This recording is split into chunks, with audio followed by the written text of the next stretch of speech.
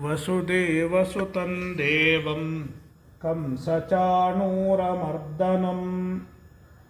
देवकी परमानन्दं कृष्णं वन्दे जगद्गुरुम्। ॐ पार्थाय प्रतिबोधितां भगवता नारायणेन स्वयं व्यासेन ग्रथितां पुराणमुनिना मध्ये महाभारतम् अद्वैतामृतवर्षिणीं भगवतीम् अष्टादशाध्यायिनीम् अम्ब त्वामनुसन्दधामि भगवद्गीते भवद्वेषिणीम्। यं ब्रह्मा वरुणेन्द्ररुद्रमरुतः स्तुन्वन्ति दिव्यैस्तवैर्वेदैः साङ्गपदक्रमोपनिषदैर्गायन्ति यं सामगाः। ध्यानावस्थिततद्गतेन मनसा पश्यन्ति यं योगिनो यस्यान्तं न विदुःसुरासुरगणा देवाय तस्मै नमः। ओम ओम ओम ओम ओम ओम ओम ओम ओम।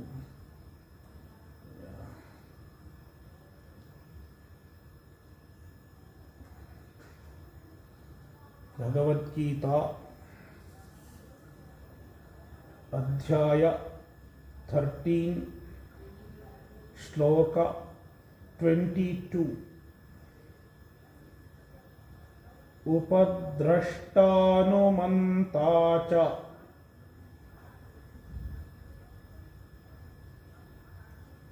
भर्ता भोक्ता महेश्वरः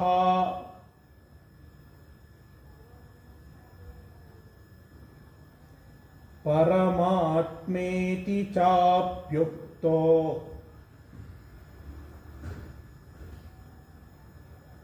देहेऽस्मिन् पुरुषः परः।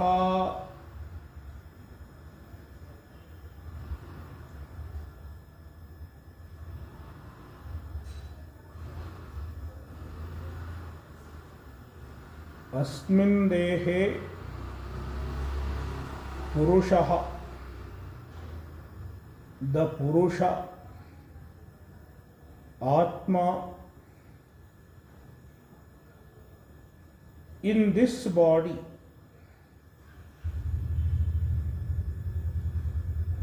Asmin Dehe, the Atma is found in this body, the Chaitanya is found in this body. The Chaitanya is called Purushaha.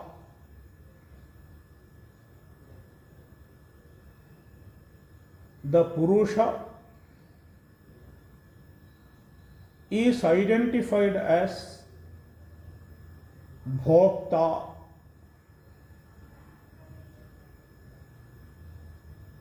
Asmin Dehe Purushaha Bhokta. He is identified as Bhokta, the enjoyer.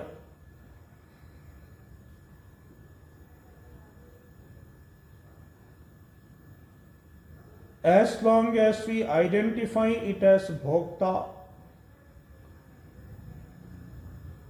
there is samsara.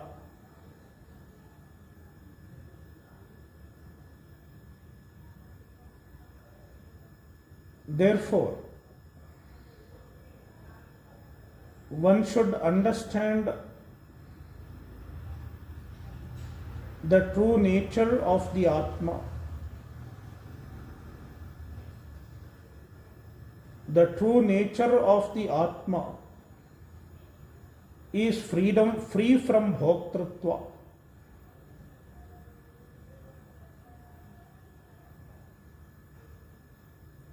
Then how does the Atma become Bhokta?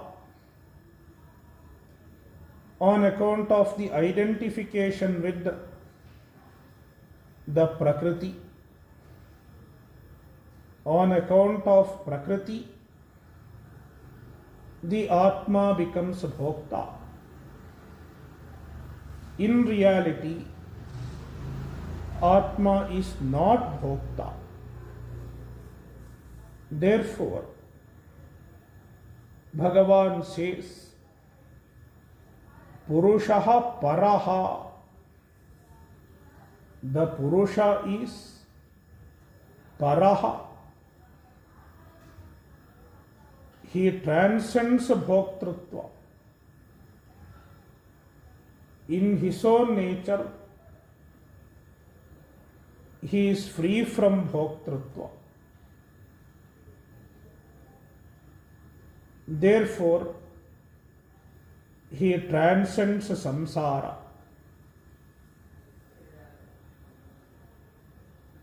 Paraha Purushaha. The Purusha is para. He transcends Bhoktrutva. Thereby he transcends samsara. That is why in Vedanta Shastra, the Purusha is referred to as Paramatma. Paramatmeti chapyuktaha. The Purusha is referred to as Paramatma. In fact, the word Atma alone is enough. Purusha is Atma. Then why the word Parama is added to the Atma?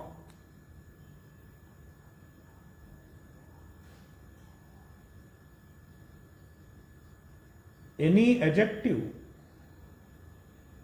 is useful only if there is another Atma.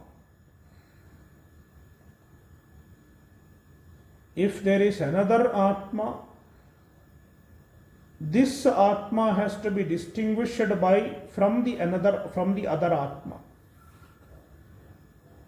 One Atma has to be distinguished from another Atma if there are more than one Atmas. But it is not true in the case of Atma. Atma is only one. Therefore, what is the purpose of adding the adjective Parama? You just say Atma.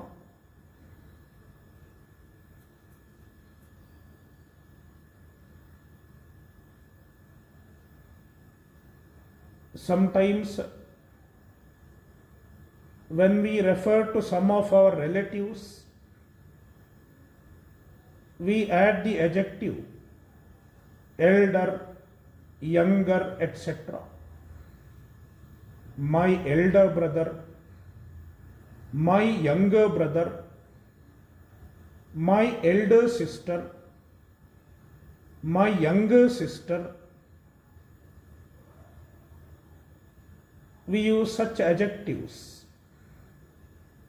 while referring to brothers or sisters, uncles or aunts. We use such adjectives, elder, younger, etc. Nowadays it is not very common because people have only one son or one daughter. They don't know what is brother, what is sister. People have no idea nowadays. The modern kids.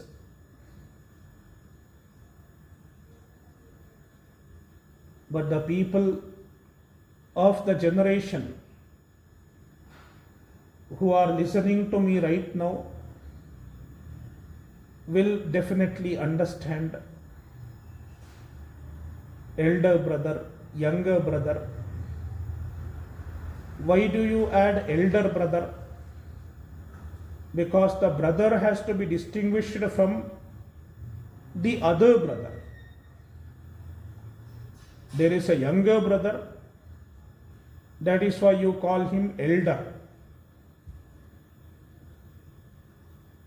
But suppose in the case of father or mother, we don't have to use such adjective. He is my elder father, he is my younger father.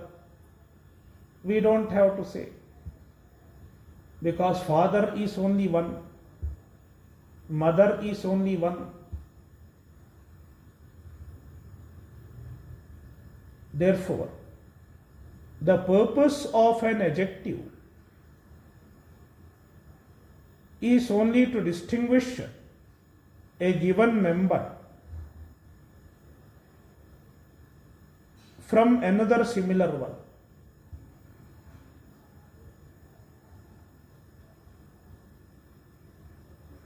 In the case of Atma, there is only one Atma. As we study in Vedanta, Ekameva Dvitiyam, Atma is one without a second. Therefore,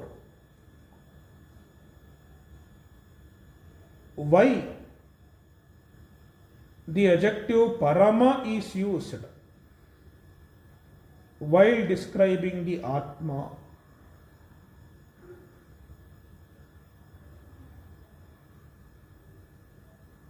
This question is answered in this shloka.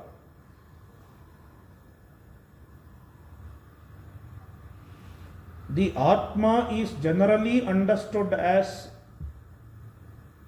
samsari, bhokta, karta.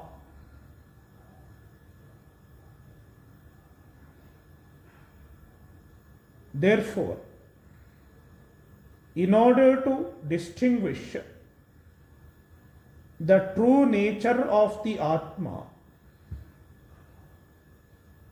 from the superimposed nature of the Atma, which is samsari, karta, bhokta, etc., the Shastra uses the adjective Parama.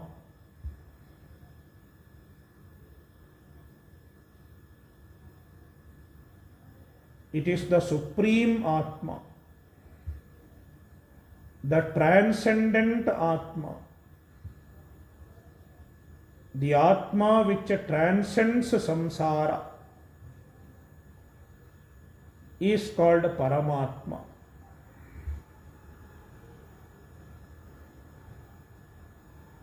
The adjective Parama does not distinguish one Atma from another Atma, unlike in the case of elder brother and younger brother. Instead, the adjective Parama only reveals the true nature of the Atma, distinguishing it from the superimposed nature, the superimposed samsari nature of the Atma. Therefore, the Shastra refers to the Atma as Parama Atma, the supreme Atma.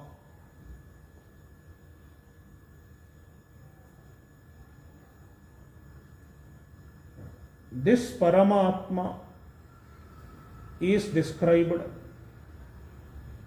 how he is Paramaha, how he is supreme, how he is asamsari. It is described in the first half. Upadrashta.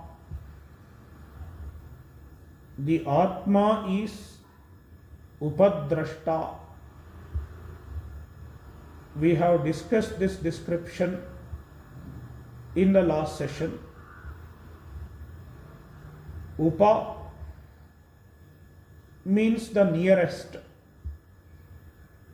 most proximate. Drashta, the illuminer. Atma is the nearest illuminer, most proximate illuminer.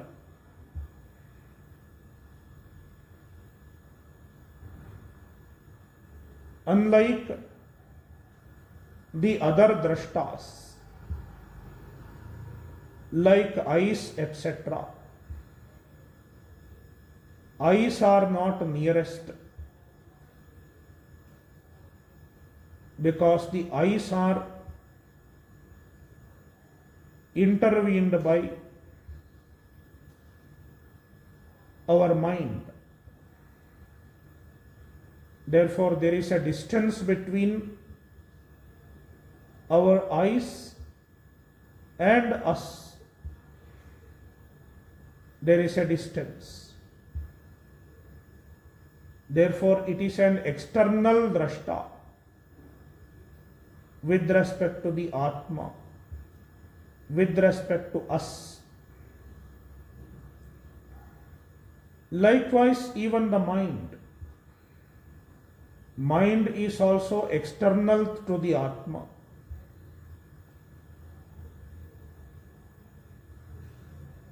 External to us, our true nature. But the Atma, being our own self, being our own nature, is the closest, the nearest.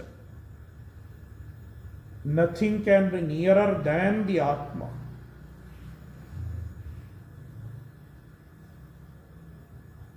Therefore, the Atma is called Upadrashta,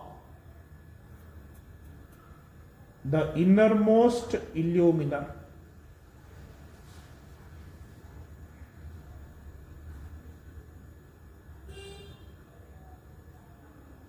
It is the drashta of everything else.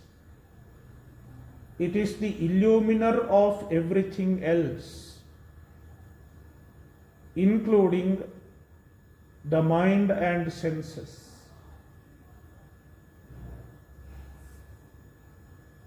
Next adjective, next description of the Atma, Anumanta.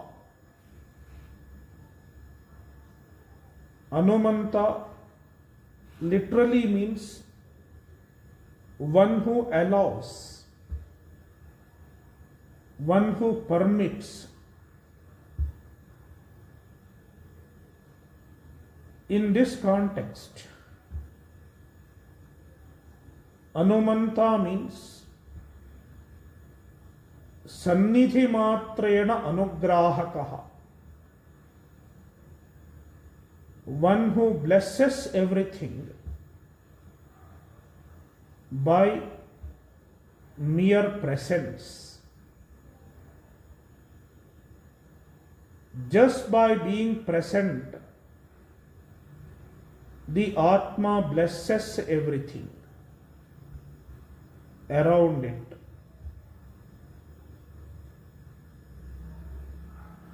The body, mind, senses, all these are jada, insentient. The insentient objects, body, mind, senses, etc., cannot function without the gracious presence of the consciousness, the Chaitanya. Jada cannot function without the blessing of Chaitanya.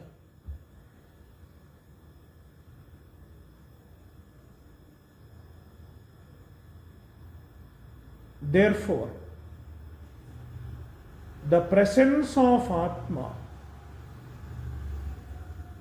blesses the body, mind, etc.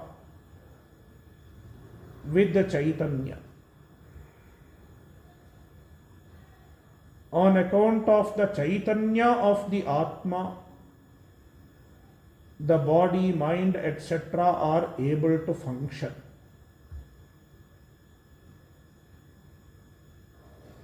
The Atma itself does not do any function, because the Atma is free from all changes, free from all modifications. Therefore, by mere presence, the Atma blesses all the functions of the senses, mind, body, etc.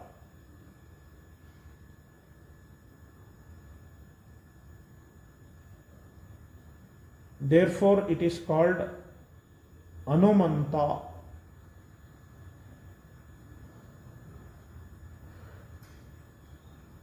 Bharta, another description of the Atma. Bharta, it is the supporter.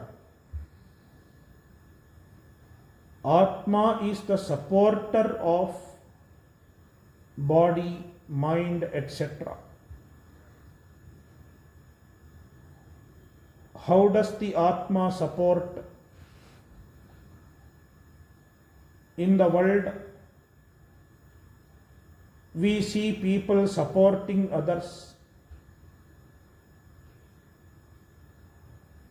Some people may support others by giving money. Somebody may support others by voting for them. Therefore, one can support by giving something or the other. Sometimes one may support with the money. Sometimes one may support with the vote. Sometimes one may support with the words. How does the Atma support? The answer is, Atma supports everything by providing its existence, by providing its satta, existence. The Atma supports everything.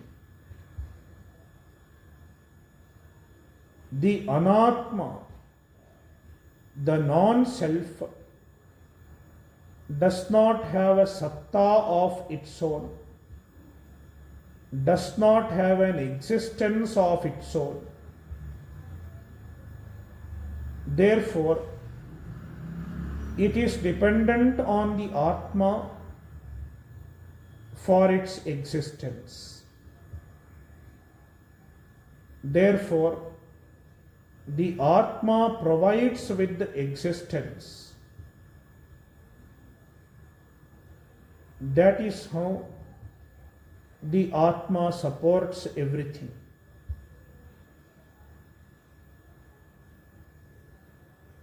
Therefore, Bharta, by the word Bharta, we can understand that every object in the world is present on account of the existence of the Atma. Therefore, there is no existence other than the existence of the Atma. There is no existence other than the existence of the Atma. Therefore, Atma is the only reality.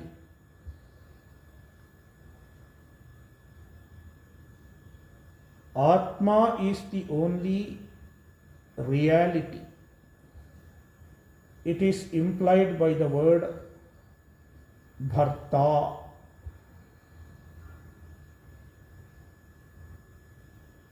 Bhokta we have already seen. The Atma is understood as the Bhokta only on account of avidya. On account of avidya, the Atma appears to be Bhokta, and as Bhokta, the Atma is called Jiva or Jivatma.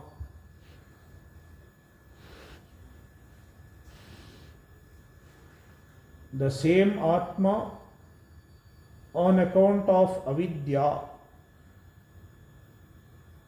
identified with the individual upadhi, identified with the sthula sharira, sukshma sharira and karana sharira, becomes the bhokta.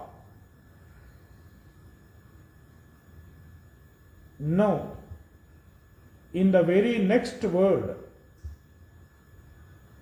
Bhagavan equates the bhokta with the Ishvara. Bhokta is the Jiva. Bhagavan says, the Bhokta, Jivaha, is not different from the Ishvara. Maheshwaraha. The Bhokta is Maheshwara, the great Ishvara.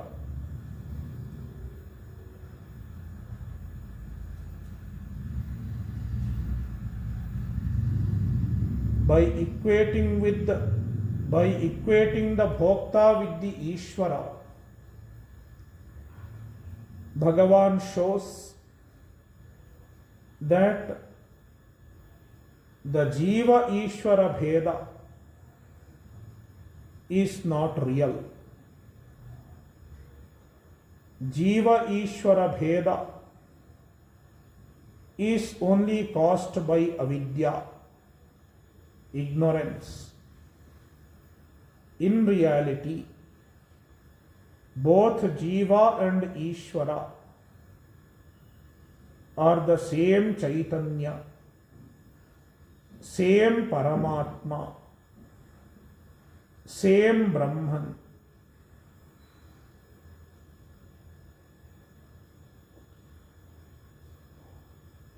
When this is understood, one gets the phala, the result of the knowledge, which is called moksha. In the following verse, Bhagavan states the result of this understanding. Jnana phala. A jnani, one who has understood the truth clearly, is free from rebirth, is free from punarjanma. It is being stated in the following shloka. Let's read. Ya evam vetti purusham prakritim cha gunais saha sarvatha vartamanopi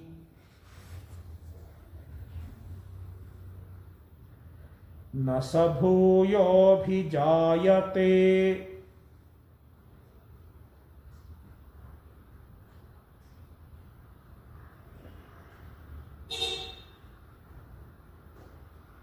Yaha. Yaha refers to a jnani, one who has understood the truth of Purusha and Prakriti. Evam, in this manner, as described in this chapter, Purusham Veti, he understands Purusha properly, as stated in the previous Shloka. The Purusha alone is real,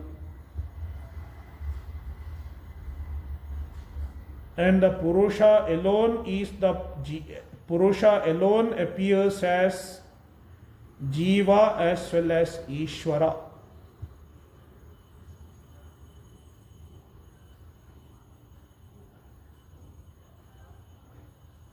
He has to understand this truth.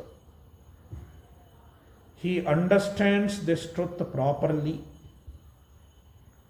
from the Guru, from the Shastra, from the Guru Padishta Vedanta Vakya. He understands this truth. And along with that, he understands that the Prakriti as well as its effects are mithya, unreal. Prakritincha gunais saha veti. He also understands Prakriti along with its gunas. Guna refers to the effects of the Prakriti, Panchabhuta, etc. He understands that both are mithya, Purusha as well as Prakriti. He understands their true nature. Purushaha Satyaha. Purusha is the only reality.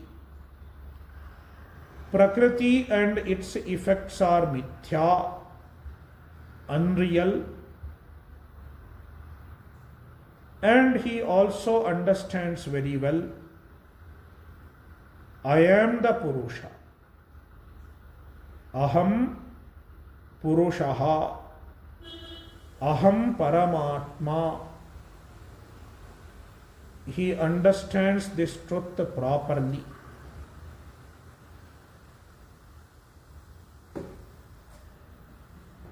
When he has understood it properly, when he has assimilated it properly, what is the result?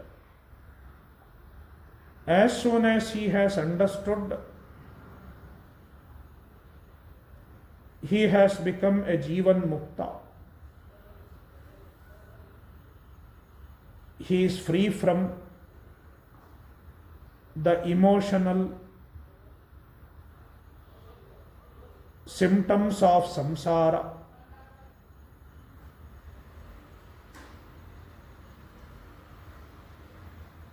Like the sense of incompleteness, sense of helplessness, insecurity, sorrow, etc. As soon as he has understood the truth, he enjoys the result of the jnana. It is called Jivan Mukti.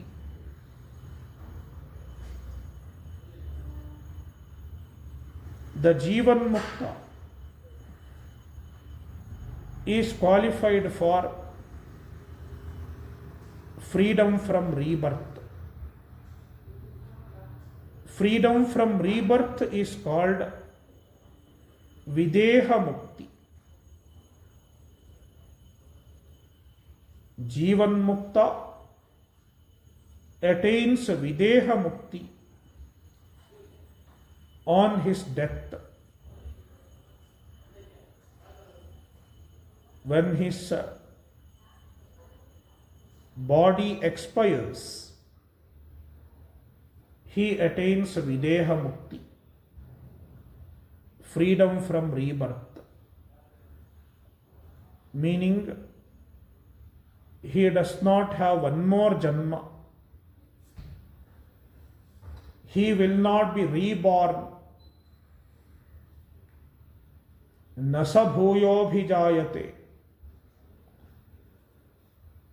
He is not going to be reborn again.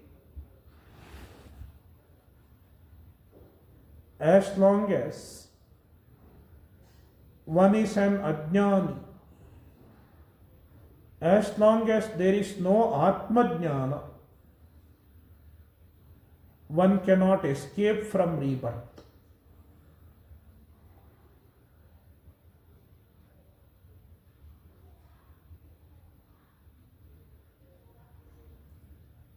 The only way to be free from rebirth is Atma-jnana. Because the Atma-jnana puts an end to all the factors that cause one more birth. To understand this, we should see what causes rebirth. What makes us take birth once again? The main factor which makes us take birth again is our karma in the form of punya and papa. Punya papa rupam karma. The karma we have done in our past janmas, as well as the karmas that we are doing in this janma, they become responsible for one more birth.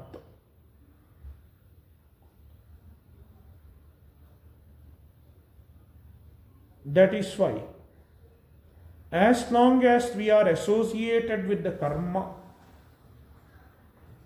we are not free from rebirth.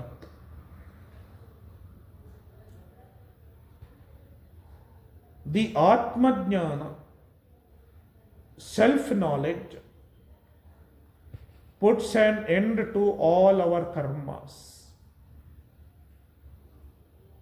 Kshiyante chasya karmani tasmin drishte paravare.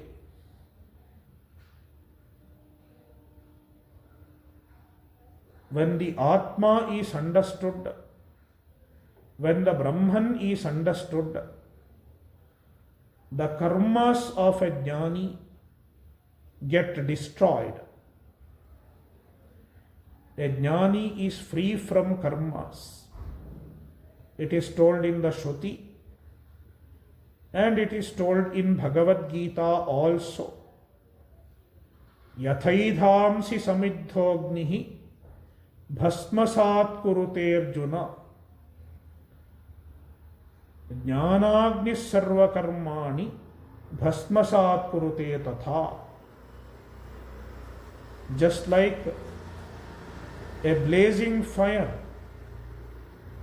burns all the wood, all the firewood, all the fuels, in the same manner, Jnanagni, Bhagavan compares knowledge to fire. Jnanagni, the fire of the knowledge. Knowledge is compared to fire because it burns down the karma.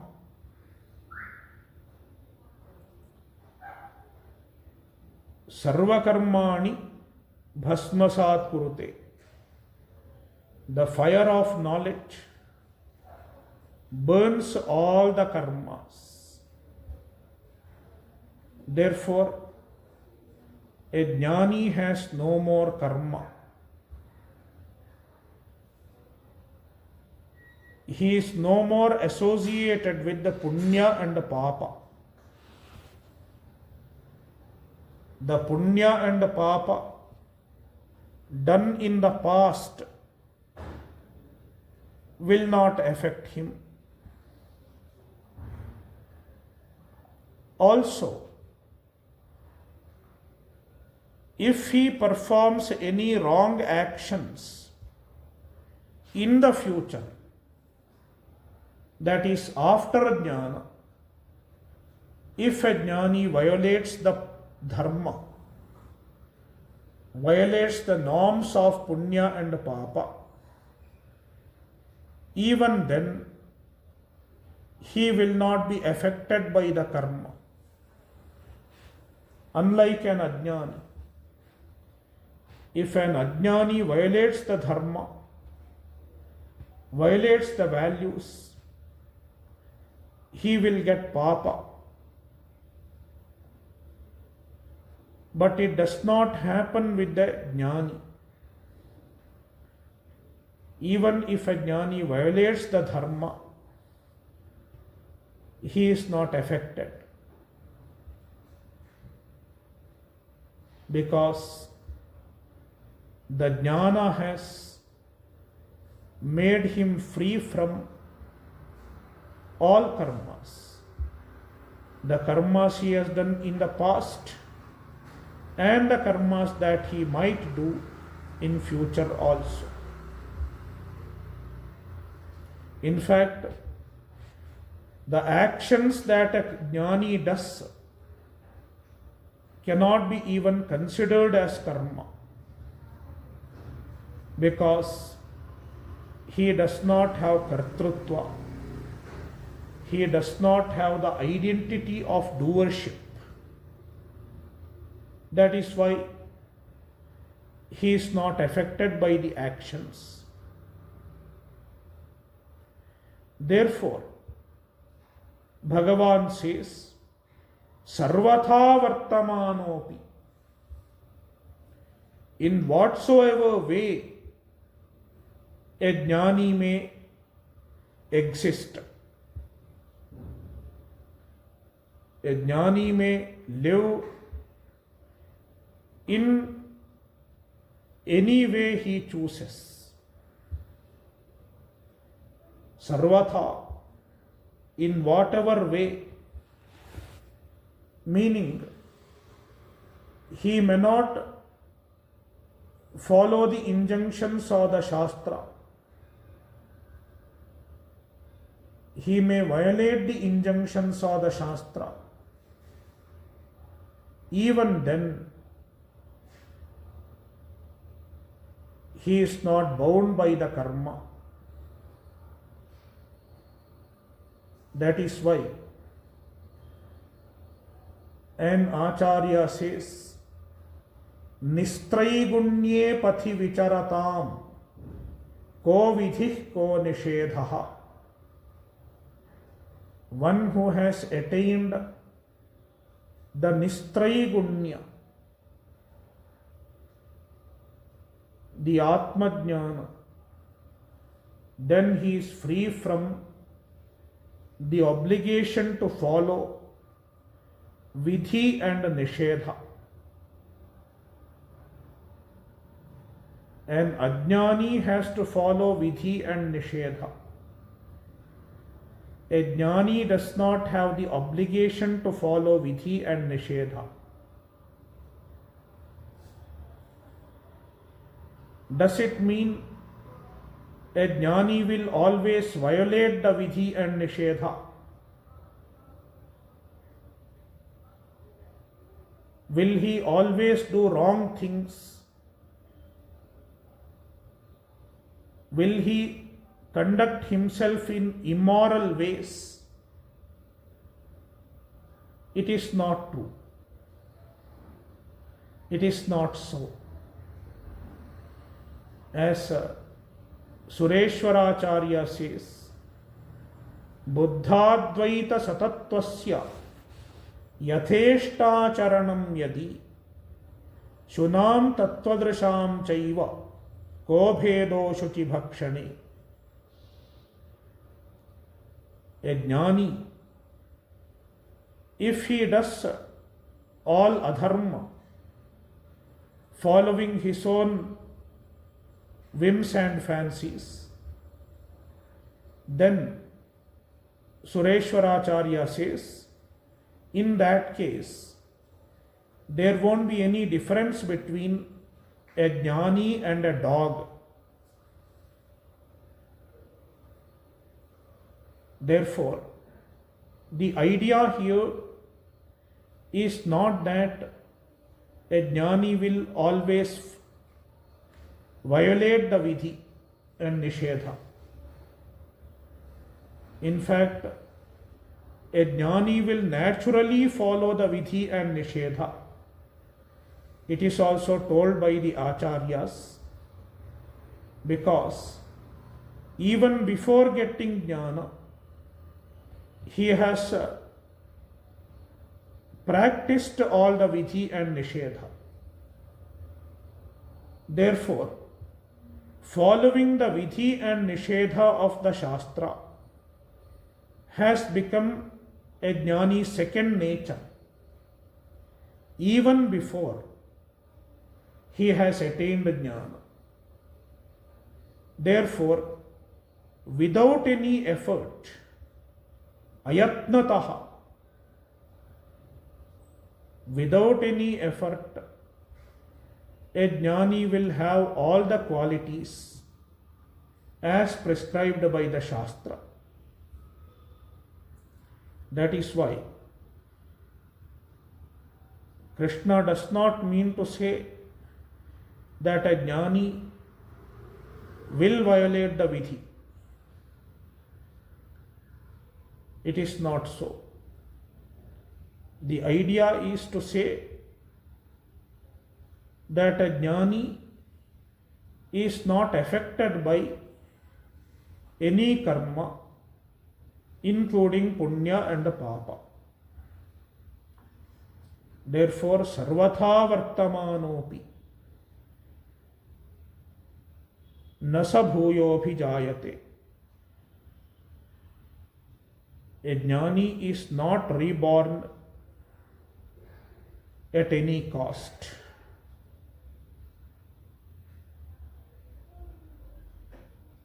His freedom from rebirth is certain.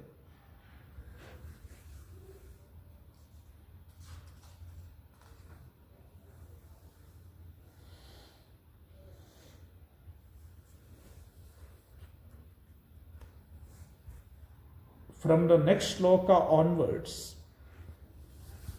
Bhagavan is explaining how to arrive at the Atmajnana. What is the sadhana to get the Atmajnana?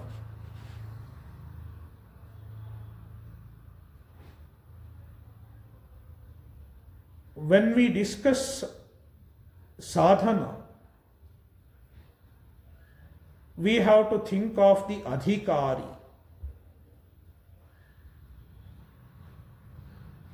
The qualification of a mumukshu, a seeker. Because We don't have one size fit all sadhana.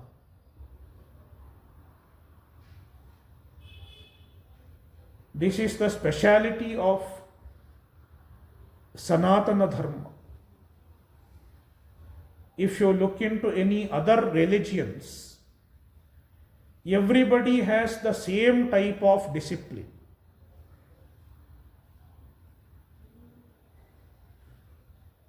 Everybody is taught the same type of prayer. You do one type of prayer 5 times a day. It is uniformly applicable to everyone belonging to a particular community, religious community. But it is not so with the Hinduism, because we recognize the difference in human beings. Everyone is not similar in terms of temperament, in terms of spiritual maturity. There are gradations. That is why even sadhana is prescribed according to an individual's temperament, his level of spiritual maturity, etc. That is why in the following 2 shlokas, that is Shloka 24 and 25, Bhagavan gives 4 sadhanas. The first one is for a highly advanced seeker. For an advanced seeker, Bhagavan prescribes nididhyasana. For a little less advanced, he prescribes Shravana and Manana, level 2. And level 3, even less advanced, he prescribes Karma Yoga. And one more type of people,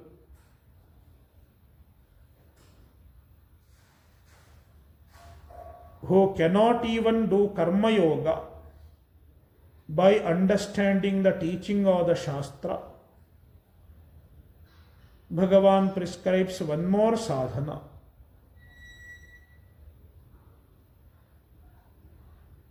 We will see them in the following session. Om Purnamadah Purnamidam Purnat Purnamudachyate Purnasya Purnamadaya Purnameva Vashishyate. Om Shanti Shanti Shantihi.